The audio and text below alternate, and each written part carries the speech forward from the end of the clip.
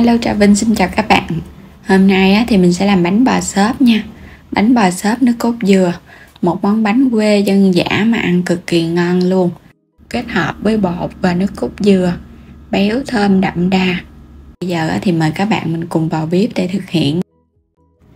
Phần bột đầu tiên mình dùng ở đây là 300g bột gạo ha, 150g bột mì số 8, 150g bột năng, thì mình lường mỗi một chén vậy là 150g nè.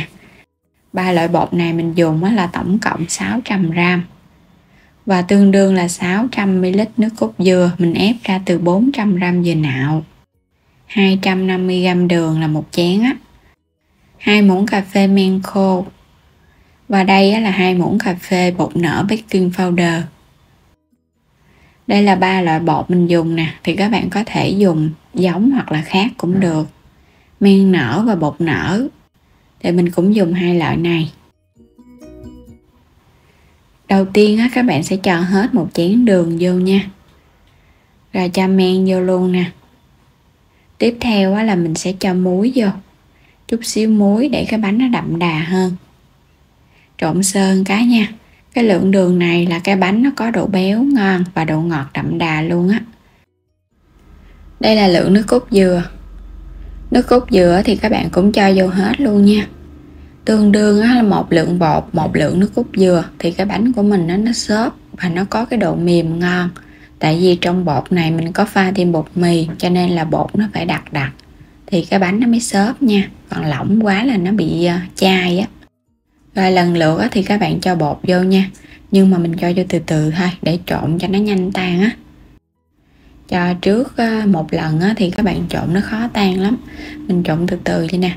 Đối với cái bánh bò xốp thì các bạn không có cần phải nhồi bột, mà nếu mà nhồi bột nhiều quá nó sẽ ra cái dạng bánh rễ tre á, nó bị quá dai, bột nó hơi chai, ăn cũng không ngon. Rồi cho tiếp bột còn lại nè. Còn bánh bò rễ tre thì phải nhồi nhiều, càng nhồi nhiều thì bánh càng có nhiều rễ tre và bột nó cần cái độ dai. Mình cho hết bột vô xong thì cho bột nở vô luôn. Bột nở này là mình dùng cái hiệu baking powder nha, còn không có thì các bạn có thể bỏ qua, nhưng không có thể thay bằng cái baking soda. Nếu mà thay baking soda thì khi hấp lên cái bánh nó sẽ bị vàng và nó sẽ hơi có mùi một chút xíu á. Baking soda chỉ dùng cho bánh nướng thôi à. Cũng trộn từ từ nha. Các bạn trộn cho nó thật là tan luôn á. Rồi một chút nữa mình lọc nó qua cái gây. Không có cần phải bóp bằng tay hay là nhồi bột gì đâu. Càng nhồi thì bột nó bị chai, bánh không có nở. Mình sẽ lọc cái gây trở lại để cho bột nó mịn hơn. Bột này thì nó phải hơi sệt. Nếu mà các bạn lỏng quá nó cũng chai nữa, nên là mình làm hơi kỹ một chút. Còn nếu mà muốn nhanh hơn thì các bạn cho hết tất cả các nguyên liệu vô trong cối sinh tố. Mình xay nhẹ cái là nó trộn đều nó tan hết, nó mịn lên luôn. Làm vậy thì nó hơi lâu một chút, nhưng mà khỏi cái mất công. Cho vào cối. Rồi đổ cái phần bột qua bên cái thau lớn để mình ủ nha. Tại vì bột này mình ủ nó phải nở gấp đôi, thau nhỏ quá là nó không có đủ. Xong rồi các bạn sẽ đậy kín nó lại để cái phần men nó dễ nở hơn. Các bạn không đậy thì cái không khí nó làm cho men khó nở và nó cũng không có được thơm nữa đó. Thì thời tiết nóng mình ủ 1 tiếng, còn trời mát thì ủ 2 tiếng đồng hồ. Sau khi mà các bạn thấy thau bột của mình nó nở lên gấp đôi vậy nè, hồi nãy là có nửa thau thôi, bây giờ nó vung lên nguyên thau luôn. Và bột rất là xốp luôn, giống y như là cái phần bột mà mình dùng bằng gạo xay cái kiểu truyền thống vậy đó. Bánh bò, một món bánh mà nếu mà các bạn cứ để bột từ từ vậy nè, bắt đầu phần bột nó sẽ bò ra luôn á, nó nở lên nên cái bột mình còn gọi là cái bánh bò truyền thống. Làm đặc biệt là cái bánh bò xốp này nè, là các bạn để càng lâu là bột nó càng bò ra, nó nở, nó tràn ra cái miệng thau luôn. Mình hấp cái kiểu này thì mình dùng đây là cái sừng hấp nó có cái lỗ vậy nè. Rồi ở bên trên đó là cái khăn ha, mình dùng cái khăn thưa thôi, rồi cái nhúng nước cho nó ướt sơn cái. Các bạn sẽ góp bột nhẹ vô nha, không thôi là nó bị lọt xuống cái sửng á.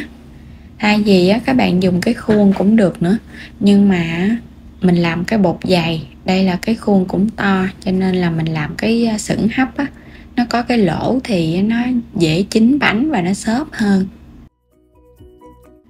Bắt sẵn nước sôi thì các bạn hấp lửa lớn trong vòng 40 phút.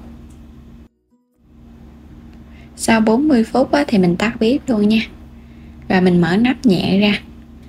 Đây là cái sửng hấp mà mình trong cái nồi cơm điện 1,8 lít á. Bánh nở vung cao và rất là thơm cái mùi nước cốt dừa. Nó có cái mùi men bánh bò nữa, thơm phức luôn. Bên trên thì láng bóng nè, nở nhìn rất là hấp dẫn luôn ha. Một ổ bánh tròn nè, bóng lưỡng nè. Chờ cho nó nguội bớt một chút rồi mình hãy lấy ra khỏi khuôn nha. Bây giờ nó còn nóng lắm, lấy ra nó hơi khó ha. Các bạn sẽ lấy nó ra khỏi cái khuôn hấp, nó còn dính cái khăn nè. Cái khăn vải mùn mình sẽ lấy nó ra luôn. Bánh của mình xốp và nhẹ tay lắm, cầm lên cái ổ bánh nó nhẹ, nó bông á, rất là mềm luôn. Bánh bò bông hay là bánh bò xốp kiểu miền Tây, một món bánh đơn giản kết hợp với bột, không có cần gạo xay mà mình vẫn có bánh ngon luôn. Nó bông xốp giống như là cái bông mút vậy á. Nhìn cái bánh nó có cái độ trắng ngà, vì mình có pha thêm bột mì cho nên là cái bánh nó sẽ không có trắng tinh giống như là các bạn dùng cái loại mà làm gạo truyền thống nha. Bông mềm lắm, cầm lên xốp nhẹ tên luôn. Đối với cái bánh bò xốp thì phải kết hợp nước cốt dừa nó mới ngon.